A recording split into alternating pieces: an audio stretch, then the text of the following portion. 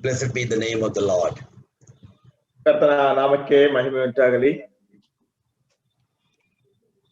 The Lord has given us again another opportunity to listen to Him, who wanted to actually tell us about His mind in the lives of the children of God, who has been actually purchased by the blood of the Lord Jesus Christ. ಕರ್ತನಾದ ಯೇಸು ಕ್ರಿಸ್ತನ ರಕ್ತದ ಮುಖಾಂತರವಾಗಿ ಕೊಂಡುಕೊಳ್ಳಲ್ಪಟ್ಟಂತಹ ಆತನ ಮಕ್ಕಳಿಗೆ ದೇವರು ಆತನ ಆಲೋಚನೆಗಳನ್ನ ಆತನ ಯೋಜನೆಗಳನ್ನ ತಿಳಿಸಲಿಕ್ಕಿರುವಂತಹ ಆ ದೇವರ ಸನ್ನಿಧಾನಕ್ಕೆ ಬರ್ಲಿಕ್ಕಾಗುವಂತೆ ಕರ್ತನು ಮತ್ತೊಂದು ಶ್ರೇಷ್ಠವಾದಂತಹ ಅವಕಾಶವನ್ನ ನಮ್ಮ ಜೀವಿತದಲ್ಲಿ ಆತನ ಕೊಟ್ಟಿದ್ದಾನೆ. By redeeming us and giving us this great privilege of sonship, the Lord is always seeing us, our lives, and He is examining where our lives here in this earth is replicating His life while He was here in this earth. ಕರ್ತನಾದ ಯೇಸು ಕ್ರಿಸ್ತನ ಮುಖಾಂತರವಾಗಿ ನಮ್ಮನ್ನು ಬಿಡುಗಡೆ ಮಾಡಿ ನಮ್ಮ ಜೀವಿತಗಳನ್ನ ಈ ಲೋಕದಲ್ಲಿ ಆತನ ಒಂದು ಮಗನ ಸಾರೂಪ್ಯವನ್ನು ಪ್ರತಿಬಿಂಬಿಸ್ಲಿಕ್ಕಾಗುವಂತೆ ಆತ ನಮ್ಮನ್ನು ಇಟ್ಟಿದ್ದಾನೆ. ಆ ರೀತಿಯಾಗಿ ದೇವ ಇಲ್ಲವೆಂಬುದಾಗಿ ಆತ ನಮ್ಮನ್ನು ಪರೀಕ್ಷಿಸುವಂತವನು ಆಗಿದ್ದಾನೆ. Today I would like to actually speak about God's grace in our lives. ಈ ದಿನ ನಮ್ಮ ಜೀವಿತದಲ್ಲಿರುವಂತಹ ದೇವರ ಕೃಪೆಯ ಕುರಿತಾಗಿ ನಾನು ಮಾತನಾಡಲಿಕ್ಕೆ ಇಷ್ಟಪಡುವಂತನಾಗಿದ್ದೇನೆ. The abundant grace the Lord has showered upon us. ನಮ್ಮ ಮೇಲೆ ಸಾಕಷ್ಟಾದಂತ ಅಥವಾ ಯಥೇಚ್ಛವಾದಂತಹ ಕೃಪೆಯನ್ನ ನಮ್ಮ ಮೇಲೆ ಸುರಿಸಿದ್ದಾನೆ. Rather, I would like to expound God's word about a revolution of grace which the Lord Jesus Christ has brought into this earth 2000 years ago. 2000 ವರ್ಷಗಳ ಹಿಂದೆ ಕರ್ತನಾದ ಯೇಸು ಕ್ರಿಸ್ತನ ಮುಖಾಂತರವಾಗಿ ಕರ್ತನಾದ ಯೇಸು ಕ್ರಿಸ್ತನ ಲೋಕಕ್ಕೆ ತಂದಂತಹ ಕೃಪೆಯ ಕುರಿತಾಗಿರುವಂತಹ ಆ ಒಂದು ಚಳವಳಿಯನ್ನ ಈ ರಾತ್ರಿ ವೇಳೆಯಲ್ಲಿ ನಾನು ವಿವರಿಸಲಿಕ್ಕೆ ಹೋಗುತ್ತೇನೆ. I was in the government of India civil service for almost 37 years of my life. ನನ್ನ ಜೀವಿತದ ಸುಮಾರು 37 ವರ್ಷಗಳ ಕಾಲ ಭಾರತ ಸರ್ಕಾರದ ನಾಗರಿಕ ಹುದ್ದೆಯಲ್ಲಿ ನಾನಿದ್ದೆ. One day, a colleague of mine who came to the Lord at that times in recent times from a different background, he has made a statement before me. ಒಂದು ದಿನ ನನ್ನ ಜೊತೆ ಕೆಲಸದವನು ಆ ವ್ಯಕ್ತಿ ಬೇರೆ ಹಿನ್ನೆಲೆಯಿಂದಂತಹ ಬಂದಂತಹ ವ್ಯಕ್ತಿ ಕರ್ತನಾದಂತಹ ಯೇಸು ಕ್ರಿಸ್ತನನ್ನು ಕಂಡುಕೊಂಡು ನನಗೆ ಈ ರೀತಿಯಾದಂತಹ ಹೇಳಿಕೆಯನ್ನ ಆ ಸಮಯದಲ್ಲಿ ಹೇಳಿದನು. He was giving his own definition about an assembly or a church of God pertaining to our community. ದೇವರ ಸಭೆ ಅಥವಾ ನಾವು ಸೇರಿಕೊಳ್ಳುವಂತಹ ಒಂದು ಸಭೆಯ ಕುರಿತಾಗಿ ಅಥವಾ ನಮ್ಮ ಸಮುದಾಯದ ಕುರಿತಾಗಿ ಈ ರೀತಿಯಾದಂತಹ ಅರ್ಥ ವಿವರಣೆಯನ್ನು ಕೊಡ್ತಾ ಇದ್ದನು. So his definition was something like this. ಅವನ ಅರ್ಥ ವಿವರಣೆ ಈ ರೀತಿಯಾಗಿತ್ತು. A church means a gathering of respectable, God-fearing and decent people. ಸಭೆ ಎಂಬುದಾಗಿ ಹೇಳುವಾಗ ದೇವರಲ್ಲಿ ಭಯಪಡುವಂತಹ ಮತ್ತು ಬಹಳ ಒಂದು ವ್ಯವಸ್ಥಿತರಾಗಿರುವಂತಹ ಜನರಿಂದ ಕೂಡಲ್ಪಡುವಂತಹ ಒಂದು ಮಂಡಳಿ ಅಥವಾ ಸಭೆ. They are a class of their own. ಅವರಿಗೆ ತಮ್ಮದೇ ಆದಂತಹ ಒಂದು ರೀತಿ ನೀತಿಗಳಿವೆ. When they go to the assembly or the church on a Sunday morning, they wear the Sunday best, not any casuals, and they conduct themselves with a holy attitude. They greet one another with a firm handshake or with a holy kiss. And they are a set of sophisticated people who calls themselves saints. And on a Sunday morning worship, they normally do not welcome anyone who do not belong to their group. ವಿಶೇಷವಾಗಿ ಈ ಜನರು ಭಾನುವಾರ ಬೆಳಿಗ್ಗೆ ಯಾವುದೇ ರೀತಿಯಾದಂತಹ ಒಂದು formals ಅನ್ನು ಹಾಕಿಕೊಳ್ಳದೆ ಉತ್ತಮವಾದಂತಹ ವಸ್ತ್ರಗಳನ್ನು ಧರಿಸಿಕೊಂಡು ಸಭೆಗೆ ಹೋಗಿ ಅವರು ಒಬ್ಬರನ್ನೊಬ್ಬರು ಕೈ ಕುಲುಕೋದ್ರ ಮುಖಾಂತರವಾಗಿ ಆಗಲಿ ಅಥವಾ ಪವಿತ್ರವಾದಂತಹ ಮುತ್ತನಿಟ್ಟು ಹೊಂದಿಸುತ್ತಾ ಅವರು ತಮ್ಮ ಗುಂಪಿನಲ್ಲಿರುವಂತಹ ಯಾರನ್ನು ಸಹ ಸ್ವಾಗತಿಸಲು ಆಗದೆ ಅವರು ಬಹಳ ಸೂಕ್ಷ್ಮವುಳ್ಳಂತಹ ಜನರಾಗಿ ಅವರಿರುತ್ತಾರೆ. He once came to the assembly where I belong to, and he was in fact defining that assembly where what he has seen there. ನಾನು ಸಂಬಂಧಪಟ್ಟಂತಹ ಒಂದು ಸ್ಥಳೀಯ ಸಭೆಗೆ ಆ ವ್ಯಕ್ತಿ ಒಂದು ದಿನ ಬಂದು ಆ ವ್ಯಕ್ತಿ ನಾನಿರುವಂತಹ ಸಭೆಯಲ್ಲಿ ನೋಡಿದಂತಹ ವಿಷಯಗಳನ್ನ ವಿವರಿಸುತ್ತಾ ಇದ್ದಾರೆ. I was quite impressed about his definition because it was all positive things what he was stating about our church.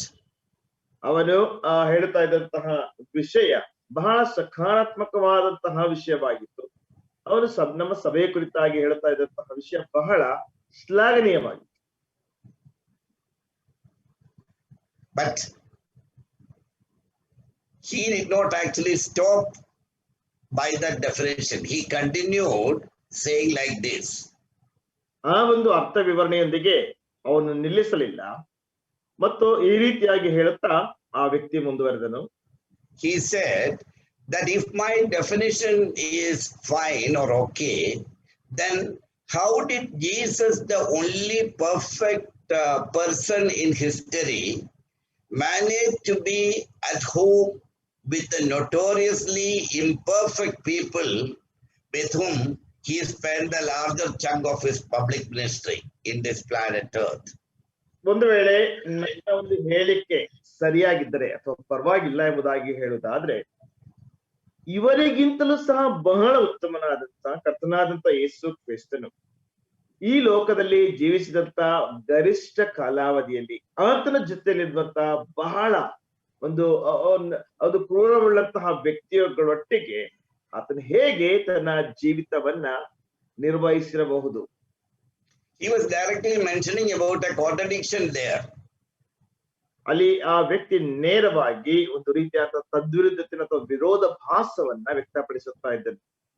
What he has seen in the church and what he has seen in Jesus' life. ಸಭೆಯನ್ನು ಆತನು ಏನು ನೋಡಿದ್ದಾನೆ ಮತ್ತು ಯೇಸು ಕ್ರಿಸ್ತನ ಜೀವಿತದಲ್ಲಿ ಆತನು ಏನು ನೋಡಿದ್ದಾನೆ ಎಂಬುದಾಗಿ ಹೇಳ್ತಾ ಇದ್ದಾನೆ.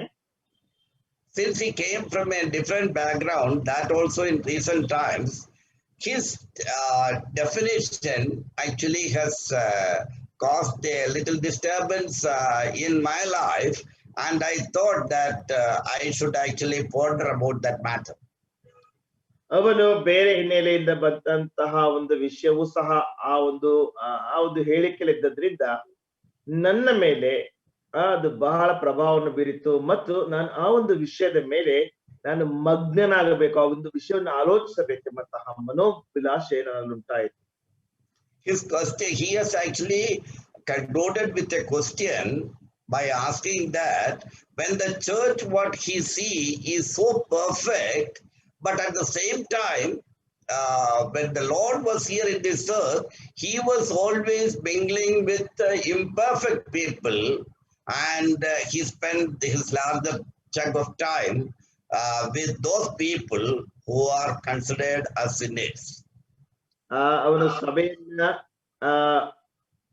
ಸಭೆಯಲ್ಲಿರುವಂತಹ ಒಂದು ವೈಶಿಷ್ಟ್ಯತೆಯನ್ನೇ ಆ ವ್ಯಕ್ತಿ ನೋಡಿ ಇದಕ್ಕಿಂತಲೂ ಸಹ ಬಹಳ ಪರಿಪೂರ್ಣನಾದಂತ ಕರ್ತನಾದಂತ ಯೇಸು ಕ್ರಿಸ್ತನ ಅಪರಿಪೂರ್ಣರಾದಂತ ಪಾಪಿಗಳು ಯಾವುದೇ ರೀತಿಯಾದಂತ ಗಣನೆಗೆ ಬಾರದಂತ ಈ ಲೋಕದಲ್ಲಿರುವಂತಹ ಜನರೊಟ್ಟಿಗೆ ತನ್ನ ಜೀವಮಾನ ಕಾಲದ ಗರಿಷ್ಠ ಅವಧಿಯನ್ನ ಹೇಗೆ ಕಳೆದಿರಬಹುದು ಎಂಬಂತಹ ಆ ಒಂದು ಪ್ರಶ್ನೆಯೊಂದಿಗೆ ಆತನು ಹೊರಬಂದ.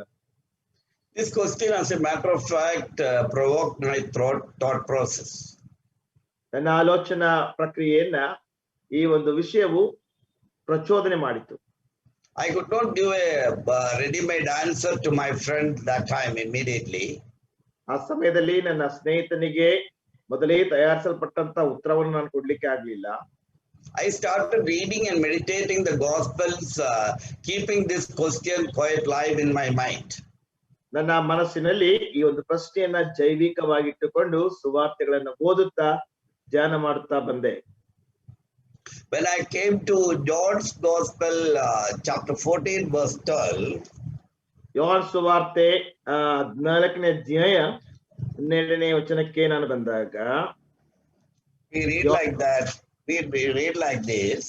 ನಾವು ಈ ರೀತಿಯಾಗಿ ಆ ಒಂದು ಭಾಗದಲ್ಲಿ ನಾವು ಓದುತ್ತೇವೆ. ಯೋಹಾನ ಸುವಾರ್ತೆ 14ನೇ 12ನೇ ವಚನದಲ್ಲಿ ನಾವು ಈ ರೀತಿಯಾಗಿ ನಾವು ಓದ್ತೇವೆ. Most assuredly I say to you, he who believes in me, the works that I do, he will do also. And greater works than these he will do, because I go to my Father. ನಿಮಗೆ ನಿಜ ನಿಜವಾಗಿ ಹೇಳುತ್ತೇನೆ, ನನ್ನನ್ನು ನಂಬುವವನು ನಾನು ನಡೆಸುವ ಕ್ರಿಯೆಗಳನ್ನು ತಾನು ನಡೆಸುವನು ಮತ್ತು ಅವುಗಳಿಗಿಂತ ಮಹತ್ತಾದ ಕ್ರಿಯೆಗಳನ್ನು ನಡೆಸುವನು, ಯಾಕೆಂದರೆ ನಾನು ತಂದೆಯ ಬಳಿಗೆ ಹೋಗುತ್ತೇನೆ. Anyone who has got faith in me will do what I have been doing. ನನ್ನ ಹೆಸರಿನಲ್ಲಿ ಯಾರಿಗೆ ನಂಬಿಕೆ ಇರ್ತದೋ ಆ ವ್ಯಕ್ತಿಯು ನಾನು ಏನನ್ನು ಮಾಡ್ತಾ ಇದ್ದೇನೋ ಅವನು ಸಹ ಅದನ್ನು ಮಾಡುತ್ತಾನೆ. I got a larger understanding that faith always will actually continue to be completed in action. ನಾನು ಆ ಒಂದು ವಿಷಯದಲ್ಲಿ ಬಹಳ ಸ್ವಲ್ಪ ವಿಶಾಲವಾದಂತಹ ಅರ್ಥವನ್ನು ಗ್ರಹಿಸಿಕೊಂಡೆನು. ನಂಬಿಕೆಯು ಯಾವಾಗಲೂ ಸಹ ಆ ಒಂದು ಕೃತ್ಯಗಳಲ್ಲಿ ಅಥವಾ ಚಟುವಟಿಕೆಗಳಲ್ಲಿ ಮುಂದುವರಿಯುವಂತಾಗಿದೆ. Faith will always reflect in actions. ನಂಬಿಕೆಯು ಯಾವಾಗಲೂ ಸಹ ಕೃತ್ಯಗಳಲ್ಲಿ ಪ್ರತಿಬಿಂಬಿಸುತ್ತದೆ. I also started to read some Christian authors who are very much dear to me. ಹಾಗೆಯೇ ನನಗೆ ಬಹಳ ಪ್ರಿಯರಾದಂತಹ ಕೆಲವು ಕ್ರೈಸ್ತ ಬರಹಗಾರರನ್ನು ಸಹ ನಾನು ಓದ್ತಾ ಇದ್ದೆ. I have read the following anecdote from one of my favorite authors' book. ನಾನು ನನಗೆ ಬಹಳ ಆತ್ಮೀಯರಾದಂತಹ ಅಥವಾ ನನಗೆ ಬಹಳ ಮೆಚ್ಚುಗೆಯುಳ್ಳಂತಹ ಬರಹಗಾರರು ಬರೆದಂತಹ ಒಂದು ಪುಸ್ತಕವನ್ನು ಸಹ ನಾನು ಓದುತ್ತಾ ಇದ್ದೆ. The anecdote what is written in that book states that when he was studying in the Moody Bible Institute, Chicago, years back, ಆ ವ್ಯಕ್ತಿ ಈ ರೀತಿಯಾಗಿ ಬರೀತಾನೆ, ಆ ಕೆಲವು ವರ್ಷಗಳ ಹಿಂದೆ ಆ ವ್ಯಕ್ತಿಯು ಆ ಮೂಡಿ ಬೈಬಲ್ ಇನ್ಸ್ಟಿಟ್ಯೂಟ್ ಶಿಕಾಗೋದಲ್ಲಿ ಓದುತ್ತಾ ಇರುವಾಗ there were 3 irrevocable laws to be obeyed by all male students. ಅಲ್ಲಿ ಎಲ್ಲಾ ಪುರುಷ ವಿದ್ಯಾರ್ಥಿಗಳಿಂದ ಎಲ್ಲಾ ರೀತಿಯಾದ ಪುರುಷ ವಿದ್ಯಾರ್ಥಿಗಳಿಂದ 3 ಕಾಲೇಜಿನ ಕಾನೂನುಗಳನ್ನ ಅವರು ವಿಧೇಯರಾಗಲೇಬೇಕಾಗಿತ್ತು. 3 stringent laws. ಅದು ಬಹಳ 3 ಅಪರಿಚಿತವಾದಂತಹ ಕಾನೂನುಗಳು. That has to be complied by all the students who are studying in Moody Bible Institute. ಆ ಒಂದು ವಿಷಯಗಳನ್ನ ಮೂಡಿ ಬೈಬಲ್ ಇನ್ಸ್ಟಿಟ್ಯೂಟ್ ನಲ್ಲಿ ಓದ್ತಾ ಇರುವಂತಹ ಎಲ್ಲಾ ವಿದ್ಯಾರ್ಥಿಗಳು ಸಹ ಅದಕ್ಕೆ ವಿಧೇಯರಾಗಲೇಬೇಕಾಗಿತ್ತು. Number 1, ಮೊದಲನೇದು no mustache. ಮೀಸೆ ಇಲ್ಲ. Yeah, nobody can have any mustache. ಯಾರು ಸಹ ಮೀಸೆ ಇಟ್ಕೊಳ್ಳಿಕ್ಕೆ ಸಾಧ್ಯವಿಲ್ಲ. Second one, no growing of any type of beards. ಎರಡನೇದಿರುವಂತದ್ದು ಯಾರು ಸಹ ಯಾವುದೇ ರೀತಿಯಾದಂತಹ ಗಡ್ಡವನ್ನು ಬೆಳೆಸಬಾರದು. And third one, no growing of any sideburns. That means the hair below the ears of the face. ಮತ್ತು ನಂತರ ಆ ಮೂರನೇದಾಗಿ ಯಾರು ಸಹ ಈ ಪಕ್ಕದಲ್ಲಿ ಇರ್ತಾವಲ್ಲ, ಆಚೆ ಇರ್ತಾವಲ್ಲ, ಆ ಒಂದು ಕೂದಲುಗಳನ್ನ ಹೆಚ್ಚಾಗಿ ಬೆಳೆಸ್ಕೊಳ್ಬಾರ್ದು. 3 stringent laws which has to be obeyed by everyone. ಈ 3 ಅಪರೂಪವಾದಂತಹ ಆ ಒಂದು ವಿಷಯಗಳನ್ನ ಎಲ್ಲರೂ ಸಹ ಅದಕ್ಕೆ ವಿಧೇಯರಾಗಲೇಬೇಕಾಗಿ. But at the same time, ಅದೇ ಸಮಯದಲ್ಲಿ there was a large life-size oil painting of Modi displayed in the large lecture hall, breaking all the above said irrevocable laws. ಆ ಒಂದು ಲೆಕ್ಚರ್ ಹಾಲ್ ನಲ್ಲಿ ಅಥವಾ ಪಾಠ ಮಾಡುವಂತಹ ಕೊಠಡಿಯಲ್ಲಿ ಬಹಳ ಈ ಎಲ್ಲಾ ರೀತಿಯಾದಂತಹ ಕಾನೂನುಗಳನ್ನು ಮುರಿಯುವ ಬಹಳ ದೊಡ್ಡದಾದಂತಹ ಒಂದು ಚಿತ್ರವು ಆ ಚಿತ್ರಿಸಲ್ಪಟ್ಟಲ್ಲಿ ಇಡಲ್ಪಟ್ಟಿತ್ತು. Mr. Modi's painting displayed that he broke all the said irrevocable laws. ಈ ಡೇಲ್ ಮೋಡಿ ಅವರು ಆ ಎಲ್ಲಾ ರೀತಿಯಾದಂತಹ ಕಾನೂನುಗಳನ್ನ ಮುರಿದಂತಹ ಒಂದು ಚಿತ್ರ ಅಲ್ಲಿಡಲ್ಪಟ್ಟಿದೆ. When we look into the Gospels, we see people look at Jesus as a simple, common human being. ನಾವು ಸುವಾರ್ತೆಗಳಲ್ಲಿ ನೋಡುವಾಗ ಜನರು ಯೇಸು ಕ್ರಿಸ್ತನನ್ನ ಸರಳವಾದಂತಹ ಬಹಳ ಒಂದು ಸಾಮಾನ್ಯವಾದಂತಹ ಮನುಷ್ಯನನ್ನಾಗಿ ನೋಡುತ್ತಾರೆ. To some, he was the son of the carpenter Joseph and Mary, and to others he was the brother of James, Joseph, Simon and Judas. ಕೆಲವರಿಗೆ ಅವನು ಕರ್ತನಾದ ಯೇಸು ಕ್ರಿಸ್ತನು ಒಬ್ಬ ಬಡಗಿಯಾಗಿದ್ದಾನೆ, ಬಡಗಿಯ ಮಗ. ಇನ್ನು ಕೆಲವರಿಗೆ ಯೋಸೆ ಮತ್ತು ಅವರ ತಮ್ಮನಾಗಿದ್ದಾನೆ, ಅಣ್ಣನಾಗಿದ್ದಾನೆ. ಮತ್ತಿನ್ನು ಕೆಲವರಿಗೆ ಮರಿಯಳು ಮತ್ತು ಯೋಸೆಫನ ಮಗನಾಗಿದ್ದಾನೆ. They all knew his sisters as well. ಅವರೆಲ್ಲರಿಗೂ ಸಹ ಆತನ ಸಹೋದರಿಯರು ಕೂಡ ಪರಿಚಯ ಇದ್ದಾರೆ. We read this description in Matthew's Gospel chapter 13 verses 54 to 56. ಈ ವಿಷಯವನ್ನ ಮತ್ತಾಯನ ಸುವಾರ್ತೆ 13ನೇ ಅಧ್ಯಾಯ 54ರಿಂದ 56ನೇ ವಚನದವರೆಗೆ ನಾವು ಓದ್ತೇವೆ. Even though he was the holiest of the holy of all human beings ever lived in this world, ಈ ಲೋಕದಲ್ಲಿ ಜೀವಿಸಿದಂತ ಎಲ್ಲಾ ಮನುಷ್ಯರಿಗಿಂತಲೂ ಸಹ ಪರಿಶುದ್ಧರಲ್ಲಿಯೂ ಸಹ ಅತಿ ಪರಿಶುದ್ಧನಾದಂತವನು ಆತನಾಗಿದ್ದರೂ ಸಹ he did not have that kind of a name. ಆ ರೀತಿಯಾದಂತಹ ಹೆಸರು ಆತನಿಗೆ ಇರಲಿಲ್ಲ. What was the reason? ಏನ್ ಕಾರಣ? Because of the company he cherished. ಯಾಕೆಂದ್ರೆ ಆತನು ಬೆಳೆದು ಬಂದಂತಹ ಸಂಗಡಿಗರು. In Matthew's Gospel chapter 11 verse 19 we read, ಮತ್ತಾಯನ ಸುವಾರ್ತೆ 11ನೇ ಅಧ್ಯಾಯ 59ನೇ ವಚನ, ಚಾಪ್ಟರ್ 11 verse 19. 11ನೇ ಅಧ್ಯಾಯ 19ನೇ ವಚನದಲ್ಲಿ ನಾವು ಓದ್ತೇವೆ. We know that verse very well. The Son of Man came eating and drinking, and they say, behold, a gluttonous man and a drunkard, a friend of tax collectors and sinners. ಆ ವಚನ ನಮ್ಗೆಲ್ಲರೂ ಸಹ ಬಹಳ ಚೆನ್ನಾಗಿ ಗೊತ್ತಿದೆ. ಮನುಷ್ಯ ಕುಮಾರನು ಬಂದನು, ಅವನು ಅನ್ನಪಾನಗಳನ್ನು ತೆಗೆದುಕೊಳ್ಳುವವನಾಗಿದ್ದಾನೆ. ಅವರು ಇಗೋ, ಇವನು ಹೊಟ್ಟೆ ಬಾಕನು, ಕುಡುಕನು, ಭ್ರಷ್ಟರ ಮತ್ತು ಪಾಪಿಸ್ಟರ ಗೆಳೆಯನು ಅನ್ನುತ್ತಾರೆ. We know even the early proverb says that a man is known by the company he keeps.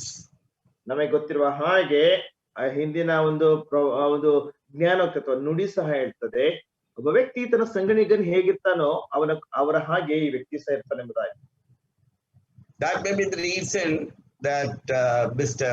Blaise Pascal, the famous mathematician and the inventor of the first calculator, he said something like this. ಗಣಿತ ಶಾಸ್ತ್ರದ ಬಹಳ ಶಾಸ್ತ್ರಜ್ಞನು ಮತ್ತು calculator ನ ಉತ್ಪಾದನೆಗೆ ಕಾರಣರಾದಂತಹ Pascal ಎನ್ನುವಂತವ್ರು ಈ ರೀತಿಯಾಗಿ ಹೇಳಿದ್ದಾರೆ. The church has had as much difficulty in showing that Jesus Christ was man against those who denied it.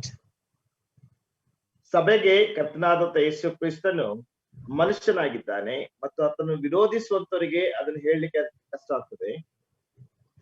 As in showing that he was God. ಅವರಿಗೆ ಆತನನ್ನ ದೇವರೆಂಬುದಾಗಿ ತೋರಿಸುವುದಾಗಿ.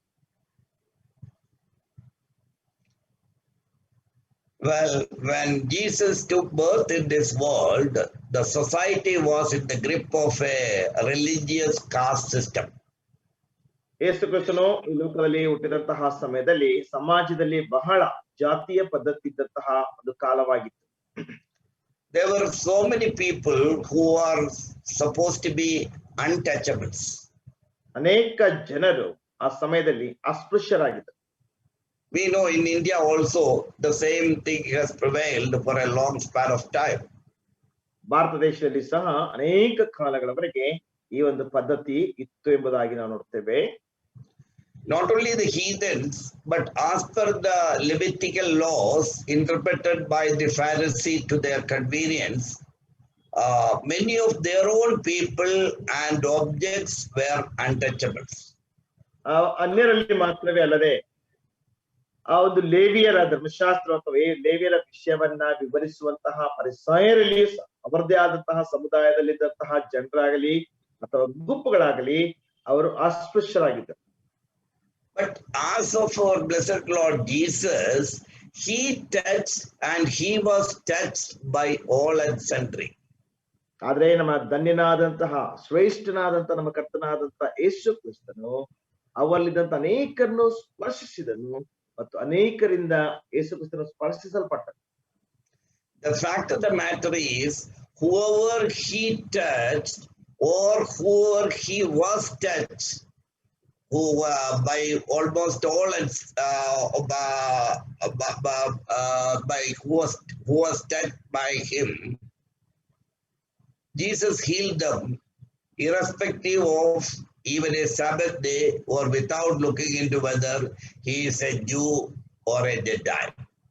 ಯಾರೆಲ್ಲ ಆತನನ್ನು ಸ್ಪರ್ಶಿಸಿದನೋ ಅಥವಾ ಯಾರಿಂದೆಲ್ಲ ಆತನನ್ನು ಸ್ಪರ್ಶಿಸಲ್ಪಟ್ಟನೋ ಅವರೆಲ್ಲರನ್ನು ಸಹ ಯಾವುದೇ ರೀತಿಯಾದಂತಹ ಸಬ್ಬತ್ತು ಅಥವಾ ಯಾವುದೇ ದಿನಗಳ ವ್ಯತ್ಯಾಸವಿಲ್ಲದೆ ಅಥವಾ ಯಾವುದೇ ರೀತಿಯಾದ ಗೊಡವೆಗೆ ಹೋಗದೆ ಅವರೆಲ್ಲರೂ ಸಹ ಸ್ವಸ್ಥ ಮಾಡಲ್ಪಟ್ಟರು. That time there was a prevailing rule or law which says that the one who touches an unclean become an unclean.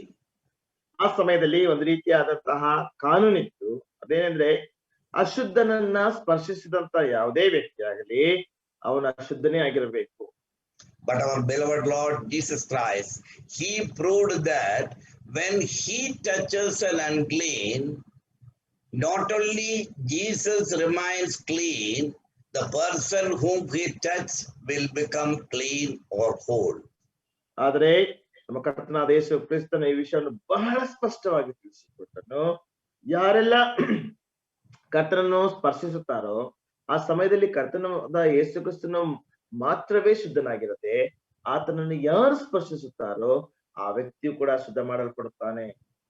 That was something which the normal people could not understand that time. ಆ ರೀತಿಯಾದಂತಹ ವಿಷಯವನ್ನ ಸಾಮಾನ್ಯವಾದಂತಹ ಜನರು ಆ ಕಾಲದಲ್ಲಿ ಅರ್ಥ ಮಾಡಿಕೊಳ್ಳಿಕ್ಕೆ ಆಗಲಿಲ್ಲ. Because anybody who touches an unclean will become an unclean. ಯಾಕೆಂದ್ರೆ ಯಾರೇ ಸ್ಪರ್ಶಿಸಿದ್ರು ಸಹ ಆ ಒಂದು ಅಶುದ್ಧ ಸ್ಪರ್ಶಿಸಿದ್ರು ಆ ವ್ಯಕ್ತಿ ಸಹ ಅಶುದ್ಧನೇ ಆಗುತ್ತಾನೆ. In the case of our Lord, not only that was proved wrong, but when Jesus touched us an unclean, Jesus remains clean, and the person whom Jesus touched will become clean or whole within no time. ಆದ್ರೆ ನಮ್ಮ ಕರ್ತನಾದ ಯೇಸು ಕ್ರಿಸ್ತನು ಆ ತಪ್ಪಾದಂತಹ ವಿಷಯವನ್ನ ಸರಿಪಡಿಸಿದ್ದು ಹೇಗೆಂದ್ರೆ ಯಾರೆಲ್ಲ ಯೇಸು ಕ್ರಿಸ್ತನನ್ನು ಸ್ಪರ್ಶಿಸುತ್ತಾರೋ ಆ ಸಮಯದಲ್ಲಿ ಯೇಸು ಕ್ರಿಸ್ತನು ಶುದ್ಧನಾಗಿರೋದು ಮಾತ್ರವೇ ಅಲ್ಲದೆ ಅಶುದ್ಧನಾದಂತಹ ವ್ಯಕ್ತಿಯೂ ಸಹ ಯೇಸು ಕ್ರಿಸ್ತನಿಂದ ಶುದ್ಧ ಮಾಡಲ್ಪಡುತ್ತಾನೆ ಎಂಬಂತ ಸತ್ಯಾಂಶವನ್ನ ಆ ಸಮಯದಲ್ಲಿ ತಿಳಿಸಿಕೊಟ್ಟನು. In Jesus' times, in many of the Jewish synagogues, an inscription on the following lines could be seen. ಕರ್ತನಾದ ಯೇಸು ಕ್ರಿಸ್ತನ ಸಮಯದಲ್ಲಿ ಯಹೂದ್ಯರ ಸಭಾ ಮಂದಿರಗಳಲ್ಲಿ ಈ ರೀತಿಯಾದಂತಹ ಹೇಳಿಕೆಗಳ ಸಾಲುಗಳು ಅಲ್ಲಿಡಲ್ಪಡ್ತಾ ಇದ್ದವು. The writing will be something like this. ಬರಹಗಳು ಈ ರೀತಿಯಾಗಿರ್ತಾ ಇತ್ತು. Blessed art thou, O Lord, who has not made me an woman. ನನ್ನನ್ನು ಸ್ತ್ರೀಯನ್ನಾಗಿ ಮಾಡದೇ ಇರುವಂತಹ ಕರ್ತನೆ, ನಿನ್ನ ನಾಮವು ಪರಿಶುದ್ಧವೆಂದು ಎಣಿಸಲ್ಪಡುವ ನಾಮ ಭಾಗ್ಯವಾಗಿರ್ಲಿ. In those days, women sat separately and they could not be seen by their male counterparts. ಆ ದಿನಗಳಲ್ಲಿ ಸ್ತ್ರೀಯರವರು ಪ್ರತ್ಯೇಕವಾಗಿ ಅಥವಾ ಬೇರ್ಪಟ್ಟಿರಬೇಕಾಗಿತ್ತು. ಅವರು ಪುರುಷ ಸಮಾಜದಲ್ಲಿ ಅಥವಾ ಪುರುಷರ ಮಧ್ಯದಲ್ಲಿ ಅವರು ಕಾಣಿಸಿಕೊಳ್ಳಲ್ಪಡಬಾರದಾಗಿತ್ತು. They were hardly taught from the Torah. ಅವರು ಆ ಒಂದು ಟೋರಾದಿಂದ ಸ್ಪಷ್ಟವಾಗಿ ಕಲಿಸಲ್ಪಟ್ಟಿದ್ದರು. Very few women talk to men outside their families. ಬಹಳ ಕೇವಲ ಕೆಲವು ಸ್ತ್ರೀಯರು ಮಾತ್ರವೇ ಸಮಾಜದ ಹೊರಗೆ ನಮ್ಮ ಗಂಡಂದಿರ ಹತ್ರ ಮಾತನಾಡ್ತಾ ಇದ್ದರು. For Jesus, such kind of Jewish discrimination was not at all acceptable. ಆದ್ರೆ ಯೇಸು ಕ್ರಿಸ್ತನಿಗೆ ಯಹೂದ್ಯರ ಆ ರೀತಿಯಾದಂತಹ ಭೇದ ಭಾವಗಳು ಅಂಗೀಕರಿಸಲ್ಪಡುತ್ತಾ ಇರಲಿಲ್ಲ. The first person to whom our blessed Lord openly revealed himself as the Messiah, as we all know, was a Samaritan woman who had a history of 5 failed marriages and was currently living with another man, which is actually written in John's Gospel chapter 4. ಯೋಹಾನ ಸುವಾರ್ತೆ 4ನೇ ಅಧ್ಯಾಯದಲ್ಲಿ ಬರೆಯಲ್ಪಟ್ಟ ಹಾಗೆ ಮೊದಲನೇದಾಗಿ ಯೇಸು ಕ್ರಿಸ್ತನು ತಾನು ಮೆಸ್ಸಿಯನೆಂಬುದಾಗಿ ಪ್ರಕಟಿಸಿಕೊಂಡಂತದ್ದು ಸಮಾರ್ಯ ಸ್ತ್ರೀಯ ಜೊತೆಯಲ್ಲಿ ಆ ಸ್ತ್ರೀಯ ವಿಷಯದಲ್ಲಿ ನಾವು ನೋಡುವಾಗ ಆಕೆಯ ಜೀವಿತದಲ್ಲಿ 5 ಮುರಿಯಲ್ಪಟ್ಟಂತ ವಿವಾಹಗಳಿದ್ದವು ಮತ್ತು ಆ ರೀತಿಯಂತ ಒಂದು ಜೀವಿತವೂ ಕೂಡ ಆಕೆಗೆ ಅಷ್ಟೊಂದು ಸರಿಯಾಗಿರ್ಲಿಲ್ಲ.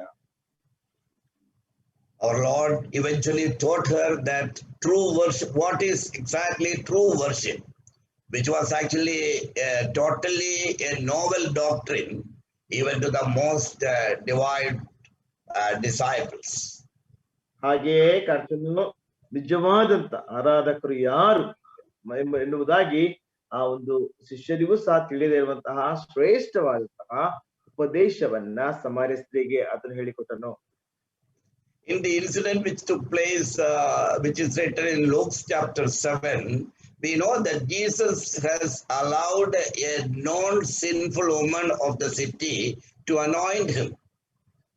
ಲೂಕನ ಸುವಾರ್ತೆ 7ನೇ ಅಧ್ಯಾಯದಲ್ಲಿ ಅಲ್ಲಿ ಆ ಪಟ್ಟಣದಲ್ಲಿದ್ದಂತಹ ಬಹಳ ಪಾಪಿಷ್ಠವಾದಂತ ಒಬ್ಬ ಸ್ತ್ರೀ ಆಕೆ ಬಂದು ಯೇಸು ಕ್ರಿಸ್ತನನ್ನು ಅಭಿಷೇಕಿಸಿದಳು.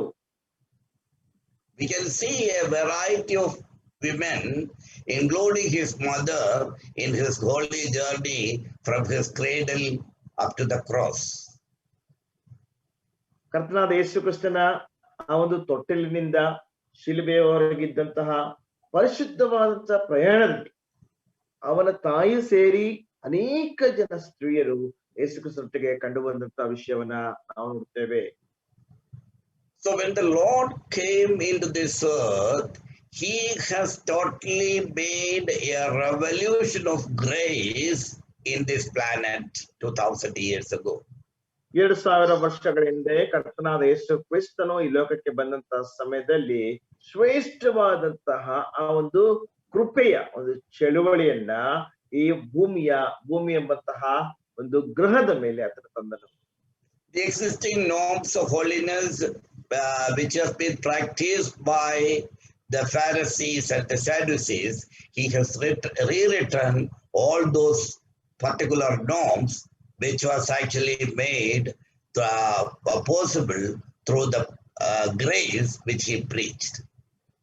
ಆತನು ಸಾರಿದಂತಹ ಕೃಪೆಯ ಸುವಾರ್ತೆಯ ಮುಖಾಂತರವಾಗಿ ಅಥವಾ ಕೃಪೆಯ ವಿಷಯದ ಮುಖಾಂತರವಾಗಿ ಫರಿಸಾಯರು ಮತ್ತು ಸದ್ದುಕಾಯರು ಮತ್ತು ಅನೇಕ ರೀತಿಯಾದಂತಹ ಯಹೂದ್ಯ ನಾಯಕರು ಬೋಧಿಸಿದಂತಹ ಎಲ್ಲಾ ರೀತಿಯಾದಂತಹ ಶ್ರೇಷ್ಠ ವಿಷಯಗಳೆಂಬುದಾಗಿರುವಂತಹ ವಿಷಯಗಳನ್ನ ಆತನು ಪುನಃ ಬರೆದನು ಅಥವಾ ಆತನು ಸರಿಯಾದ ರೀತಿಯಲ್ಲಿ ಅದನ್ನು ಬರೆದನು.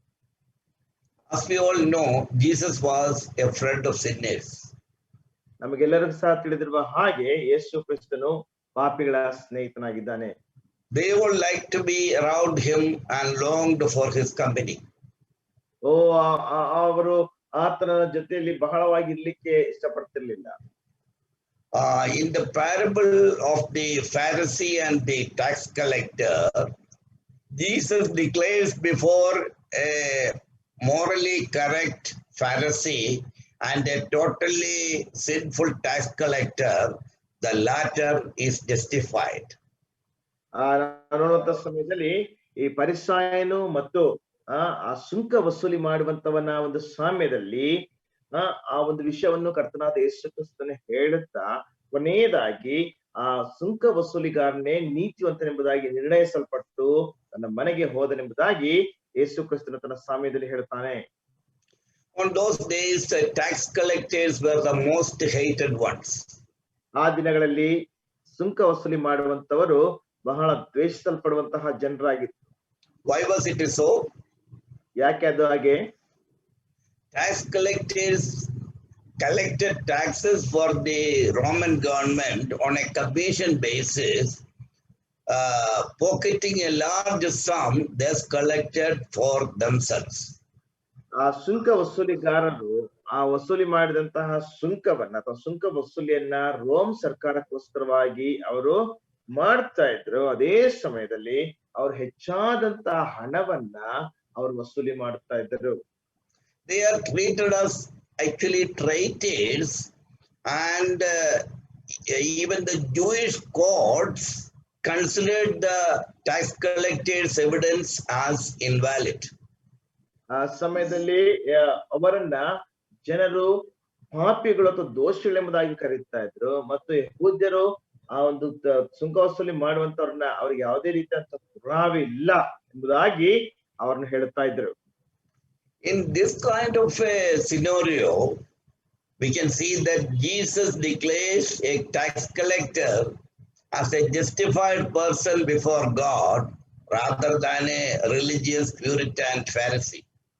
ಈ ರೀತಿಯಾದಂತಹ ಒಂದು ಚಿತ್ರಣದಲ್ಲಿ ಕರ್ತನಾದ ಯೇಸು ಕ್ರಿಸ್ತನು ಒಬ್ಬ ಬಹಳ ಭಯಭಕ್ತಿ ಉಳ್ಳವನು ಎಂಬುದಾಗಿ ಹೇಳಿಕೊಳ್ಳುತ್ತಾ ಇದ್ದಂತಹ, ಬಹಳ ಪರಿಶುದ್ಧನು ಎಂಬುದಾಗಿ ಹೇಳಿಕೊಳ್ಳುತ್ತಾ ಇದ್ದಂತಹ ಪರಿಸಾಯನಿಗಿಂತಲೂ ಸಹ ಅಥವಾ ಪರಿಸಾಯನಿಗೆ ಬದಲಾಗಿ ಸುಂಕ ವಸೂಲಿಗಾರನು ಪಾಪಿಯಾದಂತಹ ವ್ಯಕ್ತಿಯನ್ನ ಯೇಸು ಕ್ರಿಸ್ತನು ನೀತಿವಂತನೆಂಬುದಾಗಿ ನಿರ್ಣಯಿಸಿದನೆಂಬುದಾಗಿ ಹೇಳುವಂತದನ್ನು ನಾವು ನೋಡ್ತೇವೆ. That's the reason why legalists, that is this kind of Pharisees who are hardcore religious leaders who strictly follow the customs of their religion, found Jesus totally shocking and unacceptable. ಈ ರೀತಿಯಾದಂತಹ ಜನರು ಆ ಒಂದು ಧರ್ಮದಲ್ಲಿಯೇ ಬಹಳ ಶ್ರೇಷ್ಠರು ಎಂಬುದಾಗಿ ಹೇಳಿಕೊಳ್ಳಲ್ಪಡುತ್ತಾ ಇದ್ದಂತ ಈ ಪರಿಸಾಯರು ಕರ್ತನಾದಂತ ಯೇಸು ಕ್ರಿಸ್ತನನ್ನು ಸಂಪೂರ್ಣವಾಗಿ ಪರಿಗಣಿಸಲ್ಪಡದವನೆಂಬುದಾಗಿ ಅವರು ಪರಿಗಣಿಸುತ್ತಾ ಇದ್ದರು. Gospel records at least 8 occasions when Jesus accepted invitation for a meal or a dinner. ಸ್ವಾರ್ಥ ಪುಸ್ತಕಗಳಲ್ಲಿ ಒಂದು ವೇಳೆ ಸರಿಸುಮಾರು 8 ಸಾರಿ ಕರ್ತನಾದಂತ ಯೇಸು ಕ್ರಿಸ್ತನು ಆಹಾರಕ್ಕೋಸ್ಕರವಾಗಿ ಅಥವಾ ಊಟಕ್ಕೋಸ್ಕರವಾಗಿ ಆಹ್ವಾನಿಸಲ್ಪಟ್ಟಂತಹ ಚಿತ್ರಣಗಳನ್ನ ನಾವು ನೋಡುತ್ತೇವೆ. Out of these 8 occasions, 3 were actually social functions of ordinary people. ಈ 8 ಸಂದರ್ಭಗಳಲ್ಲಿ 3 ಸಂದರ್ಭಗಳು ಸಾಮಾನ್ಯ ಜನರ ಒಂದು ಸಾಮಾಜಿಕವಾದಂತಹ ಸಂದರ್ಭಗಳಾಗಿದ್ದವು. The first was the wedding at Cana. ಮೊದಲನೇದಾಗಿ ಕಾನಾದಲ್ಲಿರುವಂತಹ ವಿವಾಹ. Second was the hospitality of Mary and Martha. ಎರಡನೇದಾಗಿ ಮರಿಯಳು ಮತ್ತು ಮಾರ್ತಳ ಸತ್ಕಾರ. And the third was the interrupted meal at Emmaus after his resurrection. ಮೂರನೇದಾಗಿ ಅವನು ಕರ್ತನಾದ ಯೇಸು ಕ್ರಿಸ್ತನು ಎಮ್ಮಾಹುಗೆ ಹೋಗುವಂತಹ ಹಳ್ಳಿಯಲ್ಲಿದ್ದಂತಹ ಒಂದು ಮಾರ್ಗದಲ್ಲಿ ನಡೆದಂತಹ ವಿಷಯ. The other 5 also defied all rules of Jewish social propriety. ಮತ್ತು ಇನ್ನು ಉಳಿದ 5 ಸಹ ಯಹೂದ್ಯರ ಸಾಮಾಜಿಕ ಕಾನೂನುಗಳನ್ನು ಉಲ್ಲಂಘನೆ ಮಾಡಲ್ಪಟ್ಟಂತಹ ರೀತಿಯದ್ದಾಗಿತ್ತು. So in short, what we can see by Jesus' actions, Jesus moved the emphasis from God's holiness, which is exclusive in nature, to God's mercy, which is totally inclusive. ಸ್ಪಷ್ಟವಾಗಿ ಕ್ಲುಪ್ತವಾಗಿ ಹೇಳುವುದಾದ್ರೆ ಕರ್ತನಾದ ಯೇಸು ಕ್ರಿಸ್ತನು ತೋರಿಸಿದಂತಹ ವಿಷಯ ದೇವರ ಕೃಪೆಯು ಅದು ಬಹಳವಾಗಿರುವಂತದ್ದು ಮತ್ತು ದೇವರ ಕನಿಕರವು ಅಥವಾ ಕರುಣೆಯು ಅದು ನಮಗೆ ಊಹಿಸಲಿಕ್ಕೆ ಆಗದೇ ಇರುವಷ್ಟದಾಗಿದೆ ಎಂಬುದಾಗಿ ಆತನು ತೋರಿಸುತ್ತಾನೆ. That time the acceptable dictum was, in God's presence no undesirables allowed. ಆ ಸಮಯದಲ್ಲಿ ನಾವು ನೋಡುವಾಗ ದೇವರ ಸನ್ನಿಧಾನದಲ್ಲಿ ಅಪೇಕ್ಷಿಸಲ್ಪಡ್ಲಿಕ್ಕೆ ಅಥವಾ ಅರ್ಹತೆ ಇಲ್ಲದಂತವರನ್ನ ಅಲ್ಲಿಗೆ ಸೇರಿಸುತ್ತಾ ಇರ್ಲಿಲ್ಲ ಅಥವಾ ಅಲ್ಲಿ ಆಮಂತ್ರಿಸುತ್ತಾ ಇರ್ಲಿಲ್ಲ. But rebutting that dictum, Jesus loudly proclaimed through his actions, in God's kingdom there are no undesirables. ಆದ್ರೆ ಕರ್ತನಾದ ಯೇಸು ಕ್ರಿಸ್ತನು ಬಹಳ ಸ್ಪಷ್ಟವಾಗಿ ಆತನು ಘೋಷಿಸಿದಂತ ವಿಷಯವೇನೆಂದ್ರೆ ದೇವರ ರಾಜ್ಯದಲ್ಲಿ ಯಾವುದೇ ರೀತಿಯಾದಂತಹ ಅನರ್ಹರು ಎಂಬುದಾಗಿರುವಂತವರು ಇರುವುದಿಲ್ಲ. 3 times at least we know that Jesus went into tears.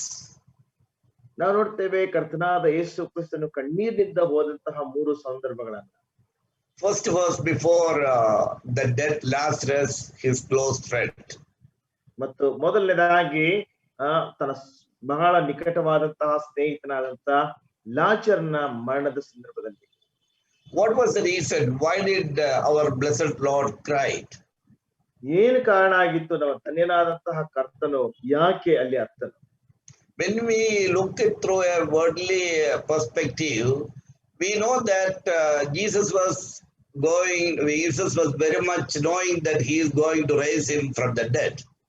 ನಾವು ನಮ್ಮ ಲೌಕಿಕವಾದಂತಹ ದೃಷ್ಟಿಕೋನದಲ್ಲಿ ನಾವು ನೋಡುವಂತಹ ಸಮಯದಲ್ಲಿ ಕರ್ತನಾದಂತಹ ಯೇಸು ಕ್ರಿಸ್ತನು ಖಂಡಿತವಾಗಿ ಸಹ ಲಾಜರ್ನನ್ನು ಎಬ್ಬಿಸಲಿಕ್ಕಿದ್ದನು. Yes, he knows that he was very much aware that he is very much aware that he is going to see him alive. ಬಹಳ ಸ್ಪಷ್ಟವಾಗಿ ಆತನಿಗೆ ಗೊತ್ತಿತ್ತು ಲಾಜರನು ಬದುಕಿದ್ದದನ್ನ ಆತ ನೋಡುತ್ತಾನೆಂಬುದಾಗಿ.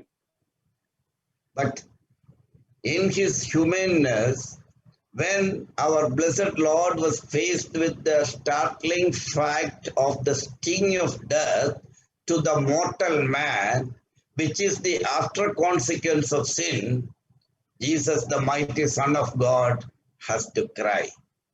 ಆದರೆ ಒಂದು ಅನಶ್ವರವಾದಂತಹ ದೇಹದಲ್ಲಿ ಆ ಒಂದು ಮರಣದ ಅಧಿಕಾರಿಯಾದಂತಹ ಆ ಸೈತಾನನ್ನು ಸೋಲಿಸುತ್ತಾನೆ ಎಂಬುದಾಗಿರುವಂತಹ ವಿಷಯವನ್ನು ತೋರಿಸಿದರೂ ಸಹ ಮಾನಸಿಕವಾದಂತಹ ಮನಸ್ಸಲ್ಲಿದ್ದಂತಹ ಅಥವಾ ದೇಹದಲ್ಲಿದ್ದಂತಹ ನಮ್ಮ ಕರ್ತನಾದಂತಹ ಯೇಸು ಕ್ರಿಸ್ತನು ಆತನು ಅಳಲೇಬೇಕಾಗಿತ್ತು.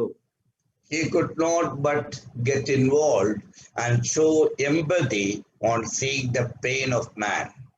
ಮನುಷ್ಯನ ಆ ಒಂದು ನೋವಿಗೆ ಪರಿತಾಪವನ್ನು ಅಥವಾ ಸಹತಾಪವನ್ನು ತೋರಿಸಲಿಕ್ಕೆ ಆಗದೇ ಇರುವಂತವನ್ನು ಆತನಾಗಿರಲಿಲ್ಲ.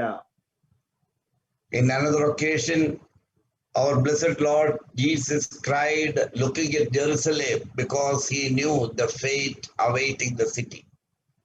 ಮತ್ತೊಂದು ಸಂದರ್ಭದಲ್ಲಿ ನೋಡುವಾಗ ಯೆರೂಸಲೇಮ್ ಪಟ್ಟಣವನ್ನು ನೋಡುತ್ತಾ ಇರುವಂತಹ ಸಮಯದಲ್ಲಿ ಆತನ ಹೇಳ್ತಾನೆ, ಯಾಕೆಂದ್ರೆ ಯೆರೂಸಲೇಮಿಗೆ ಭವಿಷ್ಯತ್ತಿನಲ್ಲಿ ಆಗುವಂತಹ ವಿಷಯವನ್ನ ಕರ್ತನು ತಿಳಿದುಕೊಂಡಿದ್ದನು. We read that in Matthew's Gospel, chapter 23, verse 37. ಅದನ್ನ ಮತ್ತಾಯನ ಸುವಾರ್ತೆ 23ನೇ ಅಧ್ಯಾಯದ 47ನೇ ವಚನದಲ್ಲಿ ನಾವು ಓದುತ್ತೇವೆ. 23:37 we read like this: "O Jerusalem, Jerusalem, the one who kills the prophets and the stones those who are sent to her, how often I wanted to gather your children together as a hen gathers her chicks under her wings, but you were not willing." 37ನೇ ವಚನದಲ್ಲಿ ಓದ್ತೇವೆ, ಯೆರೂಸಲೇಮೇ ಯೆರೂಸಲೇಮೇ, ಪ್ರವಾದಿಗಳ ಪ್ರಾಣ ತೆಗೆಯುವವಳೆ, ದೇವರು ನಿನ್ನ ಬಳಿಗೆ ಕಳುಹಿಸಿಕೊಟ್ಟವರನ್ನು ಕಲ್ಲೆಸೆದು ಕೊಲ್ಲುವವಳೆ, ಕೋಳಿ ತನ್ನ ಮರಿಗಳನ್ನು ರೆಕ್ಕೆಗಳ ಕೆಳಗೆ ಕೂಡಿಸಿಕೊಳ್ಳುವಂತೆ ನಿನ್ನ ಮಕ್ಕಳನ್ನು ಕೂಡಿಸಿಕೊಳ್ಳುವುದಕ್ಕೆ ನನಗೆ ಎಷ್ಟೋ ಸಾರಿ ಮನಸ್ಸಿತ್ತು, ಆದರೆ ನಿನಗೆ ಮನಸ್ಸಿಲ್ಲದೆ ಹೋಯಿತು. I'm sure that it will stagger each one of us when we realize that the Son of God himself emitted a cry of helplessness in the face of human freedom. ಮನುಷ್ಯನ ಸ್ವಾತಂತ್ರ್ಯದಲ್ಲಿ ಅಸಹಾಯಕತೆಯನ್ನು ಕಂಡಂತ ಕರ್ತನಾದಂತ ಯೇಸು ಕ್ರಿಸ್ತನು ತಾನೇ ದುಃಖಿಸಿದನೆಂಬಂತಹ ವಿಷಯ ನಮ್ಮ ಮನಸ್ಸುಗಳನ್ನದು ಹಿಡಿಯುವಂತದಾಗಿರಬೇಕು. Not even the all-powerful God himself can force a human being to love God and opt for him.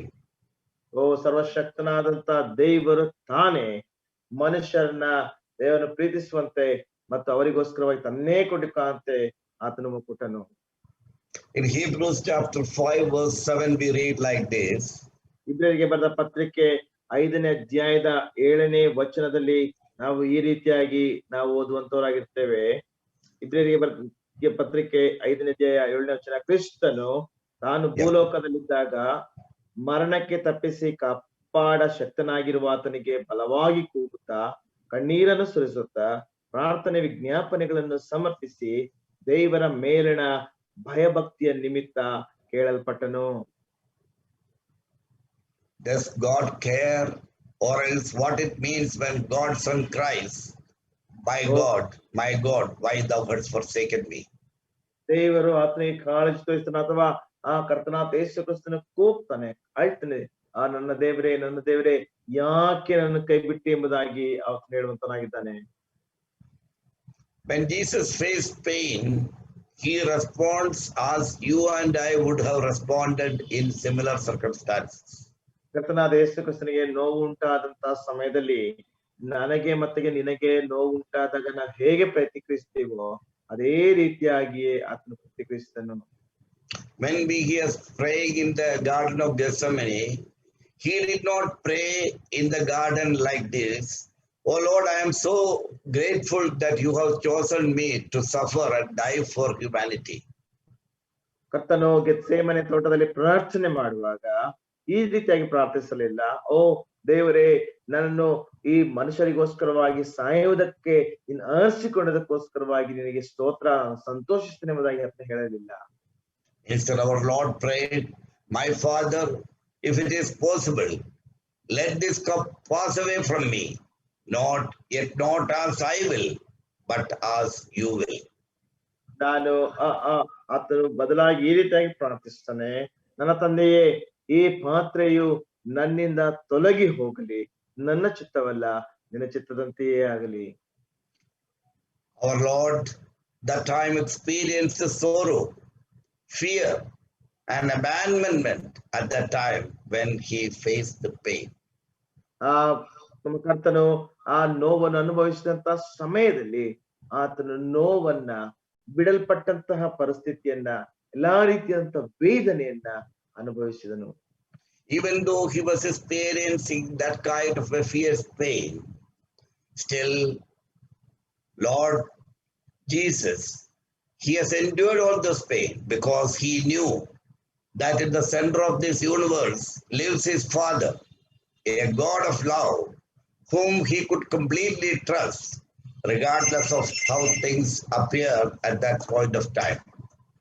ಆ ಸಮಯದಲ್ಲಿಯೂ ಸಹ ಆತನ ತಂದೆಯು ಆ ಒಂದು ಭೂಲೋಕದ ಮಧ್ಯದಲ್ಲಿ ಆತನಿದ್ದಾನೆ. ಆತನು ಪ್ರೀತಿ ಸ್ವರೂಪನಾದಂತಹ ದೇವರಾಗಿದ್ದಾನೆ. ಆತನು ಯಾವುದೇ ರೀತಿಯಾದಂತಹ ವ್ಯತ್ಯಾಸವಿಲ್ಲದೆ ಎಲ್ಲರೂ ಸಹ ಆತನು ಪ್ರೀತಿಸುವಂತವನಾಗಿದ್ದಾನೆ ಎಂಬುದಾಗಿ ಆತನು ತಿಳಿದುಕೊಂಡಿದ್ದನು. All these may be seen as a cross-section of events in the life of our Lord Jesus when he was here in this earth. ಈ ಲೋಕದಲ್ಲಿ ನಮ್ಮ ಕರ್ತನಾದ ಯೇಸು ಕ್ರಿಸ್ತನು ಇದ್ದಂತ ಸಮಯದಲ್ಲಿ ಎಲ್ಲಾ ರೀತಿಯಾದಂತಹ ಮಾನಸಿಕವಾದ ರೀತಿಯಲ್ಲಿ ನಿಂತಿರಬಹುದು ಎಂಬುದಾಗಿ ನಮಗೆ ಕಂಡು ಬರಬಹುದು. In fact, this depicts the heart of Jesus. ಖಂಡಿತವಾಗಿ ಸಹ ಇದು ಕರ್ತನಾದ ಯೇಸು ಕ್ರಿಸ್ತನ ವಿಷಯವನ್ನ, ಹೃದಯವನ್ನ ಅದು ಹಿಂಡುವಂತದಾಗಿದೆ. Our Lord wanted to tell us clear that God is not an unmoved absolute, but rather the loving Father in heaven who draws near at all times of need. ಎಲ್ಲಾ ರೀತಿಯಾದಂತ ಅವಶ್ಯಕತೆಗಳನ್ನ ಪರಲೋಕದಲ್ಲಿರುವಂತಹ ತಂದೆಯಾದ ದೇವರು ತಾನೇ ತನ್ನ ಬಳಿಗೆ ಸೆಳೆಕೊಳ್ಳುತ್ತಾನೆ ಹೊರತು ದೇವರಲ್ಲ ಎಂಬುದಾಗಿ ಕರ್ತನಾದ ಯೇಸು ಕ್ರಿಸ್ತನು ಅದನ್ನು ಸ್ಪಷ್ಟವಾಗಿ ತಿಳಿಯಪಡಿಸಿದ್ದಾನೆ. He is the one who takes us at his shoulders when we are weak and unable to walk. ನಾವು ನಡೆಯಲಿಕ್ಕೆ ಆಗದೆ ಬಲಹೀನರಾಗಿದ್ದಾಗ ಆತನು ತಾನೇ ನಮ್ಮನ್ನು ತನ್ನ ಭುಜದ ಮೇಲೆ ಹೊತ್ತುಕೊಳ್ಳುವಂತವನಾಗಿದ್ದಾನೆ. Now let me recite some of my own experiences when I went through many villages in the uttermost part of India. ನಾನು ಭಾರತದ ಕಟ್ಟ ಕಡೆಯ ಭಾಗದಲ್ಲಿರುವಂತಹ ಅನೇಕ ಚಿಕ್ಕದಾದಂತಹ ಹಳ್ಳಿಗಳಿಗೆ ಹೋದಂತಹ ಸಮಯದಲ್ಲಿ ನನ್ನ ಅನುಭವವನ್ನು ಸಹ ನಾನು ನೆನೆಸಿಕೊಳ್ತೇನೆ. Especially in the north and the east and the central part of India. ವಿಶೇಷವಾಗಿ ಪೂರ್ವದಲ್ಲಿಯೂ ಮತ್ತು ಉತ್ತರ ಭಾರತದಲ್ಲಿಯೂ ಮತ್ತು ಭಾರತದ ಮಧ್ಯ ಭಾಗದಲ್ಲಿರುವಂತಹ ಸ್ಥಳಗಳಲ್ಲಿ I came across many believers who were persecuted because of their newfound faith. ಅನೇಕ ವಿಶ್ವಾಸಿಗಳು ತಮ್ಮ ಹೊಸದಾದಂತಹ ವಿಶ್ವಾಸದ ನಿಮಿತ್ತವಾಗಿ ಅವರು ಹಿಂಸಿಸಲ್ಪಟ್ಟಂತಹ ವಿಷಯದಲ್ಲಿ ನಾನು ಹಾದು ಹೋದೆ. Some of them were harassed to the core and many times they were mercilessly beaten. ಅನೇಕರು ನ್ಯಾಯಾಲಯಕ್ಕೆ ಕೊಂಡೊಯ್ಯಲ್ಪಟ್ಟರು ಮತ್ತು ಇನ್ನೂ ಅನೇಕ ಜನರು ಕರುಣೆ ಇಲ್ಲದೆ ಹೊಡೆಯಲ್ಪಟ್ಟಿದ್ದರು. A few of them even lost everything because their houses were robbed or were set on fire. ಇನ್ನು ಕೆಲವರು ತಮ್ಮಲ್ಲಿದ್ದಂತೆ ಎಲ್ಲವನ್ನೂ ಸಹ ಕಳೆದುಕೊಂಡಿದ್ರು.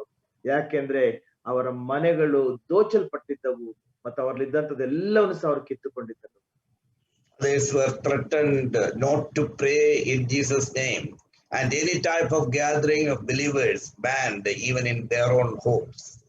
ಅವರದೇ ಆದಂತಹ ಸ್ವಂತ ಮನೆಗಳಲ್ಲಿಯೇ ಯೇಸು ಕ್ರಿಸ್ತನ ಹೆಸರಲ್ಲಿ ಪ್ರಾರ್ಥನೆ ಮಾಡಬಾರದು ಎಂಬುದಾಗಿ ಹೇಳಿತ್ತು ಮತ್ತು ಯಾವುದೇ ರೀತಿಯಾದಂತಹ ಆರಾಧನೆಗಳ ಕೂಟಗಳು ನಡೆಯಬಾರದೆಂಬುದಾಗಿ ಬೆದರಿಕೆ ಹಾಕಿದ್ದರು.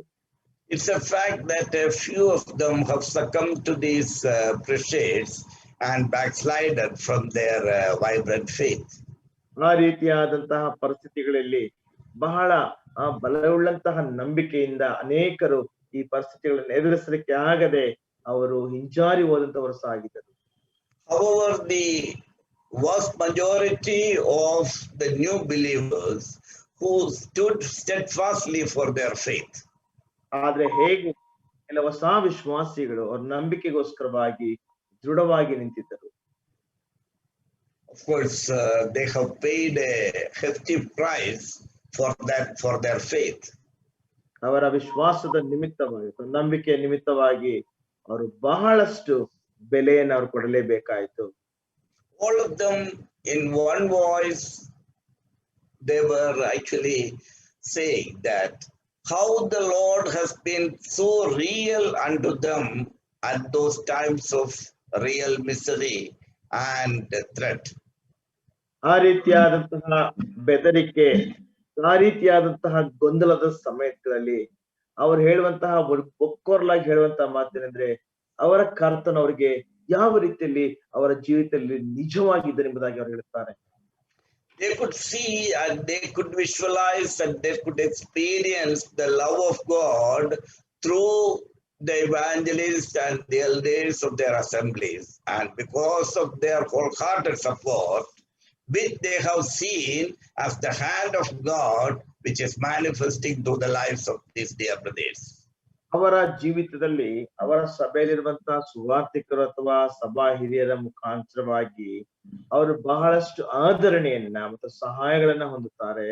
ಅದರ ಮುಖಾಂತರವಾಗಿ ನಿಜವಾಗಿಯೂ ಸಹ ಈ ಪ್ರಿಯ ವಿಶ್ವಾಸಿಗಳಲ್ಲಿರುವಂತಹ ಅಥವಾ ಸಹೋದರಲ್ಲಿರುವಂತಹ ನಿಜವಾದ ವಿಷಯಗಳನ್ನ ಅವರು ಕಂಡುಕೊಂಡಂತವರಾಗಿರ್ತಾರೆ. Their wholehearted faith and total devotion to their master made all of us very bold to stand for the Lord, whatever is the consequences or whatever is the price we have to pay for that. ನಾವು ದೃಢವಾಗಿ ನಿಲ್ಲುವುದಕ್ಕೋಸ್ಕರವಾಗಿ ಎಂತ ಬೆಲೆಯನ್ನು ಕೊಡಬೇಕಾದ್ರೆ, ಎಂತ ಪರಿಣಾಮಗಳನ್ನು ಎದುರಿಸಬೇಕಾದ್ರೂ ಸಹ ಅವರಲ್ಲಿದ್ದಂತಹ ಒಂದು ವಿಶ್ವಾಸ, ದೃಢವಾದಂತ ನಂಬಿಕೆ ನಮಗೆ ನಿಜವಾಗಿ ಸಹ ಒಂದು ಧೈರ್ಯವನ್ನು ತಂದಿತ್ತು. In this connection, I would like to read from Matthew's Gospel, chapter 15, verse 37 to 40. ಈ ಸಮಯದಲ್ಲಿ ಮತ್ತಾಯನ ಸುವಾರ್ತೆ chapter 15, verses 37 to 40. ಮತ್ತಾಯನ ಸುವಾರ್ತೆ 15ನೇ ಅಧ್ಯಾಯದ 37ನೇ ವಚನದಿಂದ 40ನೇ ವಚನದವರೆಗೆ ಈ ಒಂದು ಸಮಯಕ್ಕನುಸಾರವಾಗಿ ನಾನು ಓದ್ಲಿಕ್ಕೆ ಇಷ್ಟಪಡ್ತೇನೆ. ಎಲ್ಲರೂ ಊಟ ಮಾಡಿ ತೃಪ್ತರಾದರು.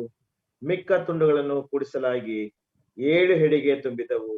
ಊಟ ಮಾಡಿದವರು ಹೆಂಗಸರು ಮಕ್ಕಳು ಅಲ್ಲದೆ ಗಂಡಸರೇ 4,000 ಮಂದಿ. ಬಳಿಕ ಆತನು ಆ ಜನರ ಗುಂಪನ್ನು ಕಳುಹಿಸಿಬಿಟ್ಟು ದೋಣಿಯನ್ನು ಹತ್ತಿ ಮಗದನ ಸೀಮೆಗೆ ಬಂದನು. Verse 40 we read like this. The king will reply, truly I tell you, whatever you did for one of the least of these brothers and sisters of mine, you did it for me. ಅಲ್ಲಿ ಅರಸನು ಹೇಳುವಂತ ಮಾತೇನೆಂದ್ರೆ, ನೀನು ಈ ಕನಿಷ್ಠರಾದಂತವರಿಗೆ ಏನೇ ಮಾಡಿದ ಸಹ ಅದನ್ನು ನನಗೆ ಮಾಡಿದ ಹಾಗಾಯ್ತೆಂಬುದಾಗಿ ಅರಸನು ಹೇಳುತ್ತಾನೆ. What does that mean? ಅದರ ಅರ್ಥ ಏನು? That means that